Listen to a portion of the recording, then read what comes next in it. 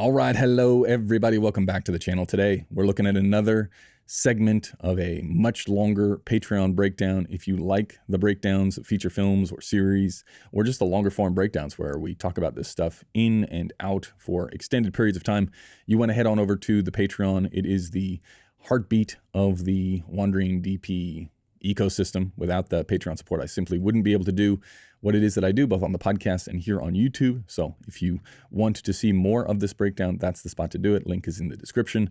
Many thanks to those that do support the channel. Okay, why are we looking at this? Why is it interesting? Why did I take this little snippet from The Queen's Gambit to want to show you? It's because in this little snippet, you have an opportunity to see every choice of lighting angles inside of the same space with the same talent. Now that's rare. That's rare because normally you don't shoot that many different angles inside of a location. And it's also rare because if you were to do that, maybe the cinematographer is not up to scratch and maybe it's not the choices that you would normally make, but the show looks fantastic. Cinematographer, very skilled, whole production did a fantastic job on this. So you get to see what does the peak skill level, what can they do in certain situations where they are forced to have light coming from a certain direction because that's what the story calls for. Because you'll be in that position, right? You won't every time get to choose the exact right angle. You're going to have to overcome some of the difficulties that we talk about in this little snippet, but it's good to see all of the different angles because then not only is it good when you have to tackle that issue, but it's also good when you're choosing the look for whatever subject matter you're filming, whatever setup you're filming. You should be able to cycle just through these three different options that we talk about in this snippet. And you'll say, do I like A, B, or C? Because you can do A, B, or C in any location, with any camera, with any lens, with any combination of things. It's just deciding whether or not you like that. And very rarely do you get a time to see them all together, back to back to back, done by really skillful people who obviously have an eye for great cinematography because the show looks fantastic. So they're doing their best in each of these scenarios, but their best is limited or is restricted to or by the location itself and just by the story necessary to get all the different angles inside the space. So that's why this is interesting. You tell me which is your favorite. Maybe, maybe your tastes don't align with mine. And then I think it's safe to say you just have bad taste. But I don't know. You tell me in the comments below. Okay, let's get into this week's little look at The Queen's Gambit. Now let's get to the meat of it. This is a great scene to talk about and to look at from a cinematography perspective. Because if you're not familiar with what front light, backlight, and side light look like, you're going to get a full dose in this scene. You're going to get all of the options with all of the characters in the exact same scene. So you'll be able to choose what you like and what you don't like, right? Now, if we go to, where's our wide shot of this room? Is that the widest that we get? Right there. Okay, so cinematography experts that we are, looking here at this setup, what angle is going to be the most challenging to film and to make look nice? Number one, we just have to, I guess before we do that, we just have to agree that sometimes the windows are just not going to hold. And they're not going to hold because you don't want them to, because there's some shitty modern buildings out there that will ruin whatever is going on in here, or just stylistically, you're never going to be able to carry this much into the room, especially if you're going to see the whole ceiling. Right, so you're going to blow out the windows. So sometimes, right, the non-blow out the window thing is, I try my best, but sometimes in something like this, stylistically, it makes sense. It's the only way you're going to be able to do a big giant scene like this.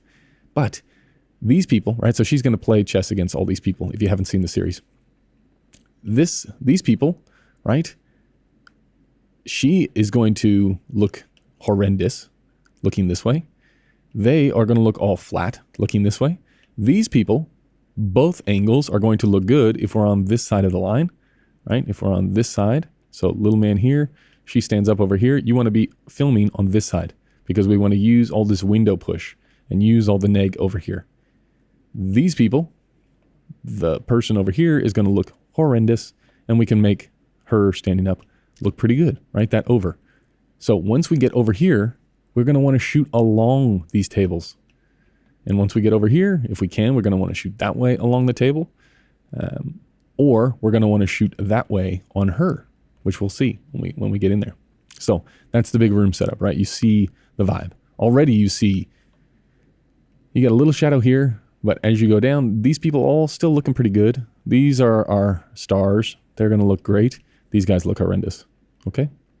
And that helps you anytime you have a location like this. This is like prime frameworky stuff. If you were shooting into the L of the room, you'd want this L, right? This one. That would be your hero corner if you were doing a montage ad. Okay, let's go back to where we started. So we'll see this whole thing come together. Okay, wow, dark, down, I like it. What kind of school is this? I don't even want to know.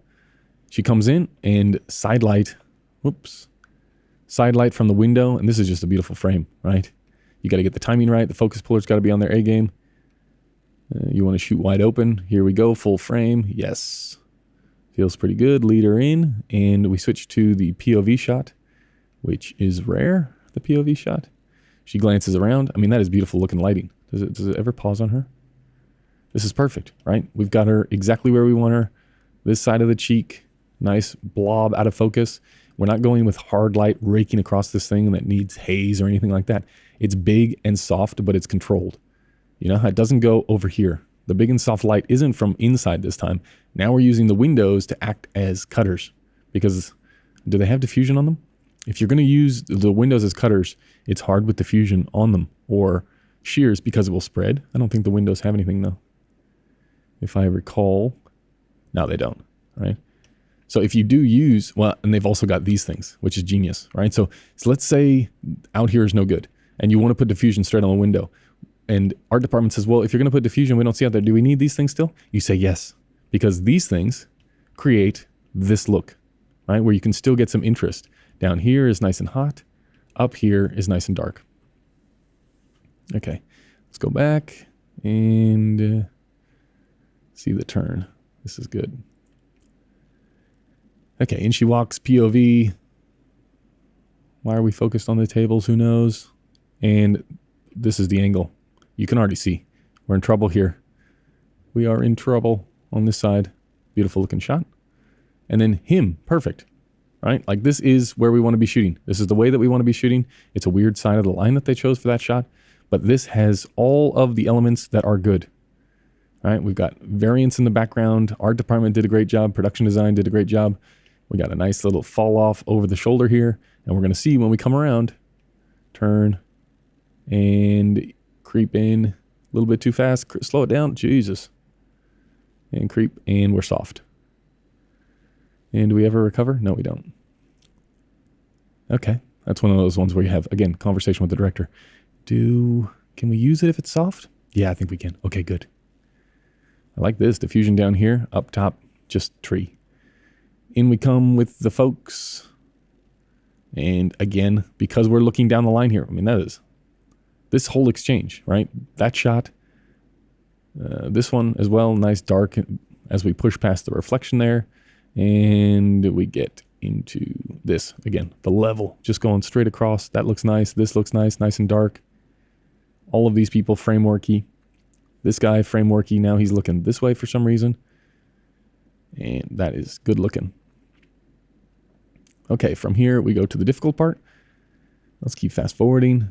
Okay, so now, see when we come around here, we cut to the good side of the line, right? We don't cut to the camera's positioned over here and we're looking this way at her. The camera is over here, we're looking this way at her because all of the light is coming from that direction. So we cut around, boom, hello, how are you? We don't see any window. She's gonna start walking. Again, so this decision here, to be over here, makes her look great, but also makes it easy to make him look great. All right, this is just, again, my mental, I'm reminding myself, again, while I'm talking to you, like this is why you choose the right side of the line. And this is why the line is the biggest decision that you have when it comes to lighting. He looks that way. She keeps going. That looks good. This is an easy exchange. You're reading these storyboards, you're going, this is a piece of cake. This one is challenging. Okay, so she's going to walk over there from our good spot. She's going to walk. We're going to push over there with her. And then see if you notice one little trick that they would have had to do on set here. Okay, you know it's soft light when you don't see any shadow coming onto him. And again, she covers up him, trying to push the light as much as we can this way. And we cut out. Did anybody see the trick? It's still there in the background, right there. See this case? See how this thing is open? Now, why is this particular window open? Any guesses from the audience? Well, let's go back to our shot here and see. Okay, as we come down, you see diffusion panels in the background, which are the windows. We come again, we're going to pan over. And when we pan over, if we pan and it's reflective, you are going to see the entire camera team sitting there, right? First of all, you do not eyeball the lens. Never. Do you understand me? Yeah, look down. Then just imagine this thing there. So that's one of those little quick fixes you get on set. And you're like, oh man, we're going to have to take this whole door out. And the art department says, no, it's functional. Just slide it across. You say, yes, please. And then behind you, you put a big black, just in case. But you don't have to do it here because the glass is out of the shot. We move down. Now we're slowly creeping around. He's still got a good angle. This one's a little bit flatter, right? We're on the other side of the line. And keep going, keep going. I like these. Chess is sort of a game that calls for it, but I like these elevated shots that are all inside of this room. It's a good way not to get the window in there. So if you do have problems, like, oh man, we're going to have all these blown out windows and all these shots. Let's go elevated and look down, please. Again, see how when we come to this side, now we want to be doing, let's shoot the 150 millimeter on these ones, on this side. Let's not shoot the 150 millimeter on the other side because we don't want to see the windows in this situation because it's not going to look very nice. So we get some movement here. And we cut to a whole completely different scene, which we're not going to talk about. This one, same again. Look, we got blown out windows up there at the start. Let's just tilt down and play the overhead angle. And this one, holy mother, this is hot. This is hot, but at least we're shooting along it. You're not shooting into those windows. You're trying to scrape along them. Pan over. That's definitely a C camera shot.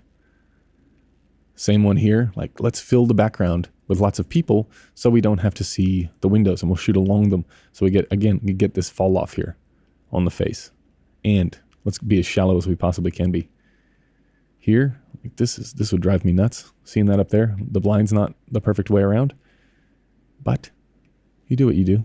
Look at how dark she is over here, man. There's not a whole lot of way to get level back this way. I mean, you could light it up, but this is where the danger kicks in of like, you're probably going to overlight it. It's probably going to look like shit. Again, art department in the background saved the day with the blinds. Imagine all of these windows open. It's just going to be a blown out nightmare. So keep it below the eye line, not too distracting. And then up here, this level is way less than this level. So let's get a thick piece of diffusion and put it on there. So it's really muted and not blown out. And we're making moves. We're doing deals. The old shoe shot. Yes, please, C camera. And B camera. And let's go to the A camera. Now, again, shooting along the way. These shots are perfect. Editing filler. The hardest, like, this is how are you going to make this look good? You have to sacrifice and just say, because everything in this scene is basically like any changes that you make on floor lamps in this scene, this shot dictates what you can do. Because if you're going to go crazy with the floor fill or the floor key or add some extra wrap, you're not going to be able to do much in this shot. So it's not going to match. So this one shot pretty much dictates the entire look of the room. Because we're looking straight into the windows, right? There's nothing beauty lighting or natural about this that is as harsh as you can possibly make something. All right, which one did you like the best? Did you like lighting from the back? Did you like lighting from the side? Did you like the front lit version? All of those things you can dial up and down with softness, with level, with throwing in a backlight. You take out the backlight. Really what we're doing when we look at these, and really all the breakdowns are on Patreon or on YouTube, they're just opportunities for us whose job it is to cycle through our Rolodex of specific looks or areas of the image that we think we can improve or that we think we can make slightly different. We need to be scrolling through that Rolodex as fast as humanly possible, coming up with a plan and then dictating that plan to the rest of the crew to be able to pull it off. That's the job. So the breakdowns are cycling through as many iterations as we can possibly have, which is why it's really good to take a look at something like that scene, because now you know if you're in that spot, if you're in that location and you only have to choose one of that particular setup, which way are you going to go? You never have to think about it again. You just remember what you like, and then you do that in the future, and ta-da, your life is significantly easier. Okay, that's going to do it for this one. Many thanks. We'll see you in the next one. Goodbye.